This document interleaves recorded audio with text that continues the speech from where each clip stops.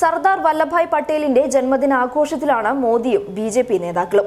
എന്നാൽ ഇതിനെ പരിഹസിച്ചുകൊണ്ട് രംഗത്തെത്തിയിരിക്കുകയാണ് AICC general secretary Priyanka Gandhi. കേന്ദ്രം ഭരിക്കുന്ന ബി.ജെ.പിക്ക് സ്വന്തമായി ഒരു സ്വാതന്ത്ര്യ സമര സേനാനി പോലും ഇല്ലാത്തതുകൊണ്ടാണ് അവർ കോൺഗ്രസിന്റെ അടിയുറച്ച പ്രവർത്തകനായിരുന്ന സർദാർ വല്ലഭായ് പട്ടേലിനെ ആദരിക്കാൻ നിർബന്ധിതരാകുന്നത് എന്നാണ് പ്രിയങ്ക ഗാന്ധി പരിഹസിച്ചത്. കോൺഗ്രസിന്റെ ആദർശങ്ങളിൽ വിശ്വസിച്ചിരുന്ന അടിയുറച്ച കോൺഗ്രസുകാരനായിരുന്ന സർദാർ വല്ലഭായ് പട്ടേൽ. അദ്ദേഹം ജവഹർലാൽ നെഹ്റുവുമായി അടുത്ത ബന്ധമുണ്ടായിരുന്ന വ്യക്തിയും തികഞ്ഞ RSS വിരുദ്ധനുമായിരുന്നു. പ്രിയങ്ക ഗാന്ധി ട്വിറ്ററിൽ കുറിച്ചത് ഇങ്ങനെയാണ്: വല്ലഭായ് പട്ടേലും ജവഹർലാൽ നെഹ്റുവും ഒരുമിച്ചുള്ള ഫോട്ടോയും പങ്കുവച്ചായിരുന്നു പ്രിയങ്കയുടെ ട്വീറ്റ്. സർദാർ വല്ലഭായ് പട്ടേലിനെ സന്ദർഭോചിതമായി ഉപയോഗിക്കാനും അദ്ദേഹത്തെ ആദരിക്കാനും ബി.ജെ.പി. തയ്യാറാവുന്നത് എനിക്ക് സന്തോഷമുണ്ടാക്കുന്നുണ്ട്. കാരണം ഇതിൽ നിന്നും രണ്ട് കാര്യമാണ് വ്യക്തമാകുന്നത്.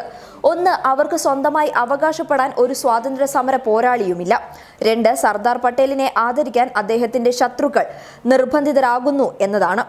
രാഷ്ട്രീയ ഏകത ദിനമായി രാജ്യമൊട്ടാകെ സർദാർ ജന്മദിനം ആഘോഷിക്കാനാണ് പ്രധാനമന്ത്രിയും മറ്റ് മന്ത്രിമാരും ആവശ്യപ്പെട്ടിരിക്കുന്നത്.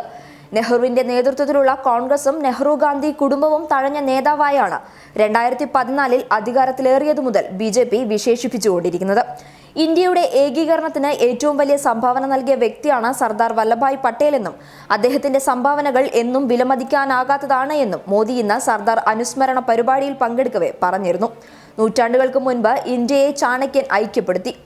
അതിനുശേഷം സർദാർ വല്ലഭായ് പട്ടേൽ രാജഭരണങ്ങളെ ഇന്ത്യൻ യൂണിയനുമായി ലയിപ്പിച്ചതുകൊണ്ട് ഇതേ നേട്ടം കൈവരിച്ചു. ഇന്ത്യയെപ്പോലെ ബഹുസ്വരതയെ അംഗീകരിക്കുന്ന മറ്റൊരു രാജ്യവും ഇല്ല. സർദാർ പട്ടേലിന് നൽകാവുന്ന ഏറ്റവും മികച്ച ആദരാഞ്ജലിയാണ് നമ്മുടെ ഐക്യമെന്നും മോദി പറഞ്ഞു. ആർട്ടിക്കിൾ 370 റദ്ദാക്കിക്കൊണ്ടുള്ള തീരുമാനം താൻ സർദാർ പട്ടേലിന് സമർപ്പിക്കുന്നതായും മോദി പറഞ്ഞു. ആർട്ടിക്കിൾ 370 ഒരു മതിലായിരുന്നു. ആ മതിൽ ഇപ്പോൾ ഇല്ലാതായി എന്നും മോദി കൂട്ടിച്ചേർത്തിരുന്നു. News desk public Kerala.